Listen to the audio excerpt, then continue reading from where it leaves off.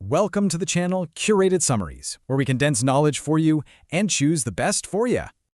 All right, let's jump right in. Today, we are tackling a huge problem for so many coaches, consultants, and experts out there. I'm calling it the 90-day trust problem. We're going to figure out why your services might be stalling and, more importantly, lay out a step-by-step plan to fix it. And it all starts with this one question, a question that I bet keeps a lot of you up at night. Why aren't people buying from you even when they know you can solve their problem? It's one of the most frustrating things, isn't it? Well, the answer usually boils down to one simple, powerful word: trust. Or, to be a little more accurate, a growing lack of trust. And listen, this isn't just some vague feeling people have. Nope. It's a real, measurable trend, and it's completely changing the way your potential clients decide to spend their money.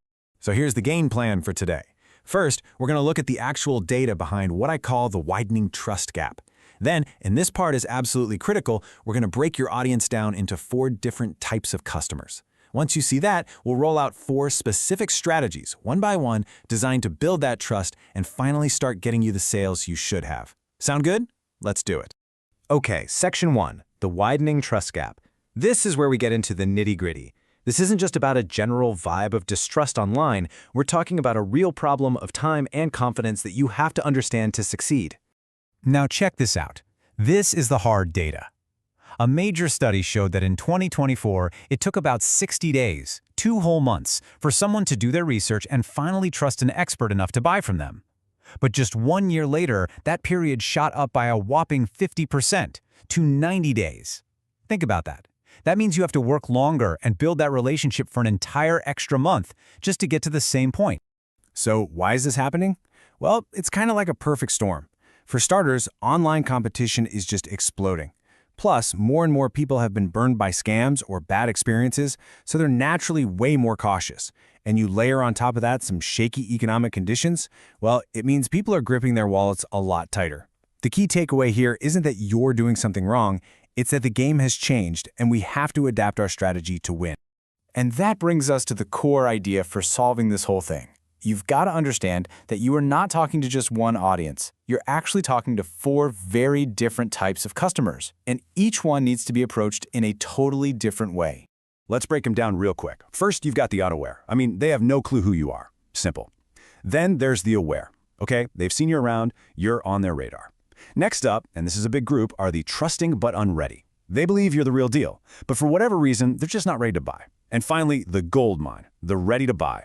They trust you, they need what you have, and they've got their credit card out.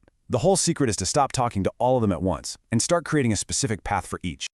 This leads us right into our very first strategy, which is all about getting some quick wins on the board. We're going to target that lowest hanging fruit, the people who are already primed and ready to go. They just need a clear, easy path to say yes. The tool for this job? It's called the call funnel. Its entire mission in life is to create a super direct, super fast path for those high-intent clients, the ones who already trust you and are ready to invest. It basically filters out all the noise and gets your absolute best leads on a sales call with you, fast. I love this analogy. Think of it like an airline. You'd never make your business class passengers wait in that massive security line with everyone else, right? Of course not. They're ready to board now. The call funnel is their priority boarding lane. It gets them right where they want to go. Why on earth would you risk losing that sale just because you made them wait 90 days with everybody else? Okay, so once you've got your priority lane set up, we move on to building some serious momentum. Strategies 2 and 3 are all about engaging that huge group in the middle, the folks who are aware of you, maybe even trust you, but just aren't quite ready to commit to your big offer just yet. So we've got 2 different tools here for 2 different situations. On the left, you've got the low-ticket offer funnel, or LTO. This is perfect for the people who believe in you but get a little sticker shock from your main price. You offer them a small, high-value purchase. Think something like $9 that lets them try before they buy. It proves your value and builds their confidence. And on the right, we have the live funnel. This is for the people who are aware of you, but they still need a little more proof. A live event, like a webinar, is amazing because it lets you interact with them directly, build massive authority, and answer their questions in real time. That Q&A, that's where you really accelerate the trust. And now, for the final piece of the puzzle. This strategy is all about the long game, about true, sustainable growth. This is how we go after the biggest market out there. All those people who have absolutely no idea you even exist yet. This is the lead generation funnel, and I need to be really clear about this. Its goal is completely different from the others. It is not designed to make a sale right away.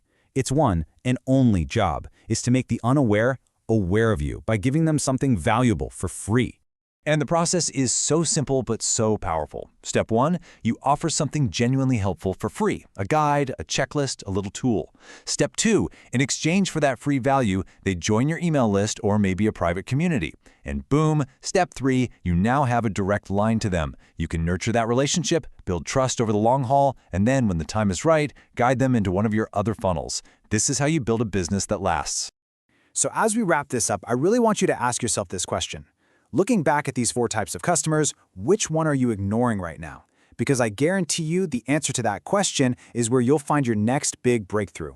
If this was helpful, please do subscribe and share it with another expert you know. And hey, drop a comment below and let me know, which of these funnels are you going to build first? It really helps us bring you more of the content you need. And of course, give this a like. Thanks so much for tuning in. We'll see you in the next one.